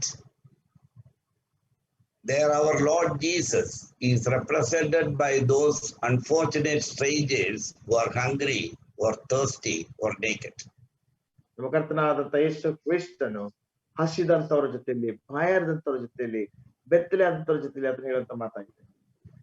That is to say that our Lord must have taken an unlikely disguise in the form of a stranger, the poor, the prisoner, or the sick. ಆ ರೀತಿಯಾದಂತಹ ರೀತಿಯಲ್ಲಿ ನಮ್ಮ ಕರ್ತನಾದಂತಹ ಯೇಸು ಕ್ರಿಸ್ತನು ಅಪರಿಚಿತನಾಗಿ ಒಬ್ಬ ಕಾಯಿಲೆ ಉಳ್ಳಂತ ವ್ಯಕ್ತಿಯಾಗಿ, ಒಬ್ಬ ಸೆರೆಯಲ್ಲಿದ್ದಂತ ವ್ಯಕ್ತಿಯಾಗಿ, ಒಬ್ಬ ಹಸಿದಂತ ವ್ಯಕ್ತಿಯಾಗಿ ಆ ಒಂದು ಉಪಚಾರವನ್ನು ಹೊಂದಿರಬಹುದು. If we cannot detect God's presence in the world around us, we must have been looking for Him in the wrong places. ಒಂದು ವೇಳೆ ನಮ್ಮ ಜೀವಿತಗಳಲ್ಲಿ ಆ ರೀತಿಯಾದಂತ ಒಂದು ವಿಷಯದಲ್ಲಿ ನಾವಿಲ್ಲದೆ ಇದ್ರೆ ನಾವು ತಪ್ಪಾದಂತ ಸ್ಥಳದಲ್ಲಿ ನಾವಿದ್ದೇವೆ. Mother Teresa was once asked how she finds and rescues the suffering people and impart godly service to them. Mother Teresa ಒಂದು ಸಾರಿ ಈ ರೀತಿಯಾಗಿ ಕೇಳಲ್ಪಟ್ರು, ಕಷ್ಟದಲ್ಲಿದ್ದಂತ ಆ ರೀತಿಯಾದಂತಹ ಜನರನ್ನ ಕನಿಕರಿಸಿ ಹೇಗೆ ರಕ್ಷಿಸಲಿಕ್ಕೆ ಸಾಧ್ಯವಾಯಿತು ಎಂಬುದಾಗಿ. She replied something like this. ಈ ರೀತಿಯಾಗಿ ಅವರು ಉತ್ತರಿಸಿದ್ರು, what we do is first we meditate on Jesus and His word, and then we go out and look for Him in disguise. ನಾವು ಮೊದಲನೇದಾಗಿ ಏನೇ ಮಾಡೋದಕ್ಕಿಂತ ಮುಂಚಿತವಾಗಿ ಕರ್ತನಾದ ಯೇಸು ಕ್ರಿಸ್ತನನ್ನು ಮತ್ತು ಆತನ ಕಾರ್ಯಗಳನ್ನು ಮತ್ತು ಆತನ ಮಾತುಗಳನ್ನ ಧ್ಯಾನ ಮಾಡಿ ನಂತರ ಹೊರಗೆ ಹೋಗಿ ಈ ರೀತಿಯಾದಂತಹ ವಿಷಯಗಳನ್ನ ನಾವು ಮಾಡುತ್ತೇವೆ. Where is God when it hurts? ಎಲ್ಲಿ ದೇವರಿನಂತದ್ದು ನಮ್ಗೆ ನೋವುಂಟು ಮಾಡ್ತದೆ? Suffering people usually ask us this question when we try to tell them about a living, loving God. ಕಷ್ಟಪಡುವಂತಹ ಜನರು ನಾವು ಜನರೊಟ್ಟಿಗೆ ಪ್ರೀತಿಸುವಂತಹ ಜೀವಸ್ವರೂಪನಾದಂತಹ ದೇವರ ಕುರಿತಾಗಿ ಹೇಳುವಾಗ ಅವರು ಈ ರೀತಿಯಾದಂತಹ ಪ್ರಶ್ನೆಯನ್ನು ಕೇಳ್ತಾರೆ, Where is God when it hurts? ನಮಗೆ ನೋವುಂಟು ಮಾಡುವಾಗ ದೇವರೆಲ್ಲಿದ್ದಾನೆ? The answer to this question is another question we have to ask ourselves. ಈ ಪ್ರಶ್ನೆಗೆ ಮತ್ತೊಂದು ಪ್ರಶ್ನೆಯನ್ನ ನಮಗೆ ನಾವೇ ಕೇಳಿಕೊಳ್ಳಬೇಕು. Where is the church when it hurts? ನೋವುಂಟು ಮಾಡುವಾಗ ಸಭೆಯಲ್ಲಿದೆ. Where are the believers in the Lord when it hurts? ನಮಗೆ ನೋವುಂಟಾದಾಗ ಕರ್ತನಾದ ಯೇಸು ಕ್ರಿಸ್ತನಲ್ಲಿರುವಂತಹ ವಿಶ್ವಾಸಿಗಳೆಲ್ಲಿದ್ದಾರೆ? Can the godless people see the living God through each one of us believers when it hurts them? ಅವರಿಗೆ ನೋವುಂಟಾದಂತಹ ಸಮಯದಲ್ಲಿ ಆ ದೇವರಿಲ್ಲದಿರುವಂತಹ ಜನರು ನಮ್ಮ ಪ್ರತಿಯೊಬ್ಬ ವಿಶ್ವಾಸಿಗಳ ಮುಖಾಂತರವಾಗಿ ಅವರು ನೋಡುವಂತವರಾಗಿರ್ತಾರೆ. In Matthew's Gospel chapter 5 verse 20, the Lord taught us something like this. ಮತ್ತಾಯನ ಸುವಾರ್ತೆ 5ನೇ ಅಧ್ಯಾಯದಲ್ಲಿ ಕರ್ತನು ಈ ರೀತಿಯಾದಂತಹ ವಿಷಯಗಳನ್ನು ನಮಗೆ ಕಲಿಸಿದ್ದಾನೆ. Unless your righteousness surpasses that of the Pharisees and the teachers of the law, you will certainly not enter into the kingdom of heaven. ನಿಮ್ಮ ನೀತಿಯು ಫರಿಸಾಯರ ಮತ್ತು ಶಾಸ್ತ್ರಿಗಳ ನೀತಿಗಿಂತ ಹೆಚ್ಚಿನದಾಗದೇ ಇದ್ದರೆ ನೀವು ಪರಲೋಕ ರಾಜ್ಯವನ್ನು ಅಥವಾ ದೇವರ ರಾಜ್ಯವನ್ನು ಸೇರ್ಲಿಕ್ಕೆ ಸಾಧ್ಯವಿಲ್ಲ. What is that righteousness the Lord is talking about? ಕರ್ತನು ಮಾತನಾಡುತ್ತಾ ಇರುವಂತ ಆ ನೀತಿ ಆದ್ರೂ ಏನಾಗಿದೆ? It is Jesus' unimaginable, amazing grace towards sinners and hostility towards sin. ಪಾಪಿಗಳ ಕುರಿತಾಗಿ ಕರ್ತನಾದಂತ ಯೇಸು ಕ್ರಿಸ್ತನ ಊಹಿಸಲಿಕ್ಕೆ ಆಗದೇ ಇರುವಂತಹ ಅದ್ಭುತವಾದಂತಹ ಒಂದು ಪ್ರೀತಿ ಮತ್ತು ಪಾಪಿಗಳ ಕುರಿತಾಗಿ ಅಥವಾ ಆ ಒಂದು ಅಪನಂಬಿಕಸ್ಥರ ಕುರಿತಾಗಿ ಆತನು ತೋರಿಸುವಂತನಾಗಿದ್ದಾನೆ. Are we the ones who have been purchased by Jesus' blood? Display this grace, this a revolution of grace in our lives. ನಮ್ಮ ಜೀವಿತದ ಮುಖಾಂತರವಾಗಿ ದೇವರಿಂದ ಒಂದು ಸಾರಿ ಪ್ರೀತಿಯನ್ನು ಪಡೆದುಕೊಂಡಂತಹ ನಾವುಗಳು ನಮ್ಮ ಜೀವಿತದ ಮುಖಾಂತರವಾಗಿ ಆ ಪ್ರೀತಿಯನ್ನ ಪ್ರದರ್ಶಿಸುವಂತರಾಗಿರಬೇಕು. Our assemblies commemorate or celebrate this unfathomable grace, which can be titled as a revolution of grace from our Lord Jesus Christ. ಕರ್ತನಾದ ಯೇಸು ಕ್ರಿಸ್ತನಿಂದ ಬಂದಂತಹ ಆ ಒಂದು ಪ್ರೀತಿಯ ಆ ಒಂದು ಕೃಪೆ ಎನ್ನುವಂತಹ ವಿಷಯವನ್ನ ನಮ್ಮ ಸಭೆಗಳು ಊಹಿಸಲಿಕ್ಕೆ ಆಗದೇ ಇರುವಂತಹ ಈ ಪ್ರೀತಿಯನ್ನು ತೋರಿಸುವುದರ ಮುಖಾಂತರವಾಗಿ ಆ ವಿಷಯಗಳನ್ನು ಮಾಡುವಂತನಾಗಿರ್ಬೇಕು. As far as many of us are concerned, the Lord has blessed us with a good education, good job, good salary, and all necessary material resources what we need. ಒಂದು ವೇಳೆ ನಮ್ಮಲ್ಲಿರುವಂತ ಅನೇಕರಿಗೆ ದೇವರು ಒಳ್ಳೆ ವಿದ್ಯಾಭ್ಯಾಸ, ಒಳ್ಳೆ ಕೆಲಸ ಮತ್ತು ನಮಗೆ ಅವಶ್ಯಕತೆ ಇರುವಂತ ಎಲ್ಲಾ ವಿಷಯಗಳಿಂದಲೂ ಸಹ ಆತ ನಮ್ಮನ್ನು ಆಶೀರ್ವದಿಸಿದ್ದಾನೆ. Do you believe that these provisions are given for your and your family's enjoyment only? ಈ ಒಂದು ಒದಗಿಸುವಿಕೆಗಳು ಕೇವಲ ನಿಮಗೆ ಮತ್ತು ನಿಮ್ಮ ಕುಟುಂಬಕ್ಕೆ ಮಾತ್ರವೇ ಕೊಡಲ್ಪಟ್ಟಿದೆ ಎಂಬುದಾಗಿ ನೀವು ನಂಬ್ತಿರೋ? Or do you understand by giving these material blessings, the Lord is testing us to see whether we will share our resources to our fellow brethren who are in acute need? ಈ ರೀತಿಯಾದಂತಹ ಸಾಮಗ್ರಿಕವಾದಂತಹ ವಸ್ತು ವಿಷಯಗಳನ್ನ, ವಸ್ತು ಆಶೀರ್ವಾದಗಳನ್ನ ಕೊಟ್ಟು ಇದನ್ನ ನಮ್ಮ ಸಹೋದರ ಸಹೋದರಿಯರು ಯಾರ ಅವಶ್ಯಕತೆ ಇದ್ದಾರೋ ಅವರಿಗೂ ಸಹ ಹಂಚಿಕೊಳ್ಳುತ್ತಾ ಇದ್ದೇವೋ ಇಲ್ಲವೋ ಎಂಬುದಾಗಿ ನಮ್ಮ ಪರಲೋಕದಲ್ಲಿರುವಂತಹ ಕರ್ತನು ಅದನ್ನು ಪರೀಕ್ಷಿಸ್ತಾ ಇದ್ದಾನೆಂಬುದಾಗಿ ನಿಮಗೆ ತಿಳಿದಿದೆಯೋ? My dear brothers and sisters, we have to think about it. ನನ್ನ ಪ್ರಿಯ ಸಹೋದರ ಸಹೋದರಿಯರೇ, ನಾವು ಈ ವಿಷಯದ ಕುರಿತಾಗಿ ಆಲೋಚಿಸಬೇಕು. What is our duty to the big majority who do not know the Lord? ಕರ್ತನನ್ನು ತಿಳಿದೇ ಇರುವಂತಹ ಗರಿಷ್ಠ ಮಟ್ಟದ ಸಮೂಹದ ಕುರಿತಾಗಿ ನಮ್ಮ ಒಂದು ಕರ್ತವ್ಯ ಏನಾಗಿದೆ? Do you think that if we just inform them the good news of the gospel, will they surrender their lives before the Lord? ನಾವು ಸುವಾರ್ತೆಯ ಶುಭ ಸಂದೇಶವನ್ನು ಮಾತ್ರ ಅವರಿಗೆ ತಿಳಿಸಿದ್ರೆ ಅವರು ಕರ್ತನಿಗೆ ತಮ್ಮ ಜೀವಿತಗಳನ್ನು ಶರಣಾಗಿಸುತ್ತಾರೆ ಎಂಬುದಾಗಿ ನಿಮಗೆ ಅನಿಸುತ್ತದೋ? How do they come to know the love of God unless they see the love of God manifested through our lives, the lives of His children in these days? ಈ ದಿನಗಳಲ್ಲಿ ಆತನ ಮಕ್ಕಳಾದಂತಹ ನಮ್ಮ ಜೀವಿತದಲ್ಲಿ ಕ್ರಿಸ್ತನ ಪ್ರೀತಿಯನ್ನು ಅವರು ನೋಡಲಿಕ್ಕೆ ಸಾಧ್ಯವಾಗದೇ ಇದ್ರೆ ಅವ್ರು ಹೇಗೆ ತಿಳಿದುಕೊಳ್ಳಲಿಕ್ಕೆ ಸಾಧ್ಯ? When we ponder through the life of our blessed Lord while He was here in this planet Earth, ಈ ಭೂಮುಖದ ಮೇಲೆ ನಮ್ಮ ಕರ್ತನಾದ ಯೇಸು ಕ್ರಿಸ್ತನು ಇದ್ದಂತಹ ಸಮಯದಲ್ಲಿರುವಂತಹ ವಿಷಯಗಳನ್ನ ಕುರಿತಾಗಿ ನಾವು ಆಲೋಚನೆ ಮಾಡುತ್ತಾ ಇದ್ದರೆ we see this revolution of grace which He has brought into this world. ಈ ಲೋಕಕ್ಕೆ ಈ ಕೃಪೆಯ ಒಂದು ಚಳುವಳಿಯನ್ನು ಆತನು ಹೇಗೆ ತಂದನೆಂಬುದಾಗಿ ನಾವು ನೋಡ್ತೇವೆ. Let us wholeheartedly understand that the Lord has come into this planet to show us a model how a child of God should live his life here in this world. ಈ ಲೋಕದಲ್ಲಿ ಒಬ್ಬ ದೇವರ ಮಗುವು ಯಾವ ರೀತಿಯಲ್ಲಿ ಜೀವಿಸಬೇಕೆಂಬುದನ್ನ ತೋರಿಸುವುದಕ್ಕೋಸ್ಕರವಾಗಿಯೇ ಆತನು ಈ ಒಂದು ಭೂಮುಖದ ಮೇಲೆ ತನ್ನ ಜೀವಿತದ ಮಾದರಿಯ ಮುಖಾಂತರವಾಗಿ ಆತನು ತೋರಿಸಿದ್ದಾನೆ. That was the reason why the word has to become flesh. ಆ ಒಂದು ಕಾರಣಕ್ಕೋಸ್ಕರವಾಗಿಯೇ ಆ ವಾಕ್ಯವು ನರಾವತಾರವಾಗಬೇಕಾಯಿತು. Unless and until we mortal human beings, we see a role model, we will not be able to replicate that model. ಮನುಷ್ಯರಾದಂತಹ ಅಥವಾ ನಶ್ವರವಾದಂತಹ ಮನುಷ್ಯರಾದಂತಹ ನಾವು ಆ ಒಂದು ಉದಾಹರಣೆಯನ್ನು ನೋಡ್ಲಿಕ್ಕೆ ಆಗದೇ ಇದ್ರೆ ಆ ಒಂದು ಮಾದರಿಯನ್ನ ನಮ್ಮ ಜೀವಿತದ ಮುಖಾಂತರವಾಗಿ ಪ್ರತಿಬಿಂಬಿಸಲಿಕ್ಕೆ ಸಾಧ್ಯವಿಲ್ಲ. As we all know, what is written in Romans chapter 8 verse 29, for whom He foreknew, He also predestined to be conformed to the image of His Son, that He might be the firstborn among many brethren. ರೋಮಾಪುರದವರಿಗೆ ಬರೆದ ಪತ್ರಿಕೆ 8ನೇ ಅಧ್ಯಾಯದ 29ನೇ ವಚನದಲ್ಲಿ ಏನ್ ಬರ್ದಿದೆ ಎಂಬುದಾಗಿ ನಮಗೆಲ್ಲರಿಗೂ ಸಹ ಮೊದಲು ಸ್ಪಷ್ಟವಾಗಿ ಗೊತ್ತಿದೆ. ಆತನು ಯಾರನ್ನು ಮೊದಲು ತಿಳಿದುಕೊಂಡನೋ ಅವರನ್ನು ತನ್ನ ಮಗನ ಸಾರೂಪ್ಯಕ್ಕೆ ಬರುವಂತೆ ಅವರನ್ನು ನೇಮಿಸಿದನು. ಅವರಲ್ಲಿ ಆತನೇ ಹಿರಿಯವನಾಗಿರಬೇಕೆಂಬುದಾಗಿ ನೇಮಿಸಿದನು.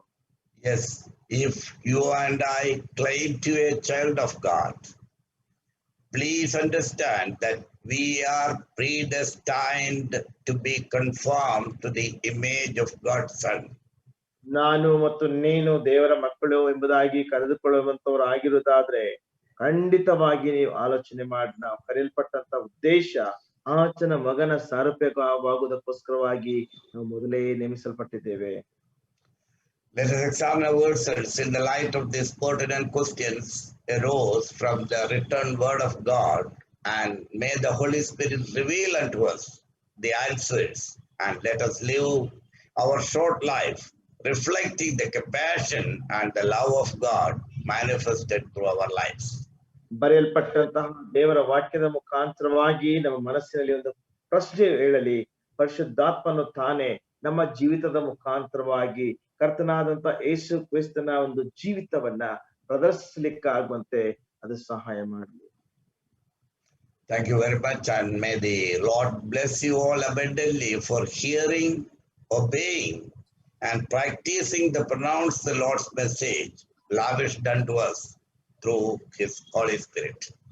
ದೇವರ ಆತ್ಮನ ಮುಖಾಂತರವಾಗಿ ನಮಗೆ ಬಹಳ ಸಮೃದ್ಧಿಯಾಗಿ ಬಂದಂತಹ ದೇವರ ವಾಕ್ಯವು ತಾನೇ ನಾವು ಆ ರೀತಿಯಾಗಿ ಕೇಳಿ ಅದರಂತೆ ನಡೆದುಕೊಂಡು ನಮ್ಮ ಜೀವಿತದಲ್ಲಿ ಪ್ರಾಯೋಗಿಕವಾದಂತಹ ಅನುಭವದಿಂದ ಜೀವಿಸ್ಲಿಕ್ಕಾಗುವಂತೆ ನಮಗೆ ಸಹಾಯ ಮಾಡಲಿ. May the name of the Lord be magnified. ಕರ್ತನಾದಂತಹ ಯೇಸು ಕ್ರಿಸ್ತನ ನಾಮಕ್ಕೆ ಮಹಿಮೆ ಉಂಟಾಗಲಿ.